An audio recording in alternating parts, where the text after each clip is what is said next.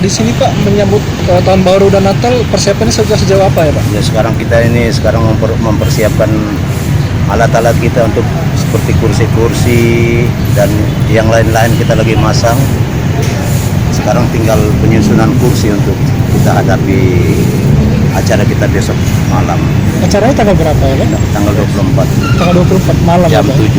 7 di Gereja Santo Yosef. Santo Yosef. Ya.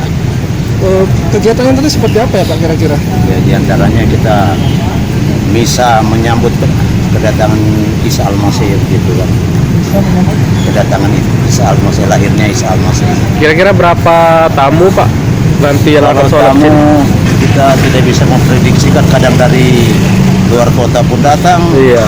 Jadi Nanti persiapannya itu kira-kira sudah berapa ribu kursi gitu? ya kalau kursi kita persiapkan untuk 4.000 kursi. 4.000 kursi Pak Iya. disiapkan. Parkiran Pak, bagaimana masalah parkiran? Parkiran ya, kalau parkiran ada di BNI yang Sostek dan di sebelah kita di Frateran BHK situ. Untuk panitianya sendiri Pak, kira-kira? Ya, panitia sudah ada, kita sudah mempersiapkan apa-apa kekurangan itu sudah dipersiapkan semua. Jam berapa mulai kegiatannya kira-kira? Besok jam 7. Malam ya Pak? Ya. Nggak tahu Pak. Kasih Pak ya. Ya.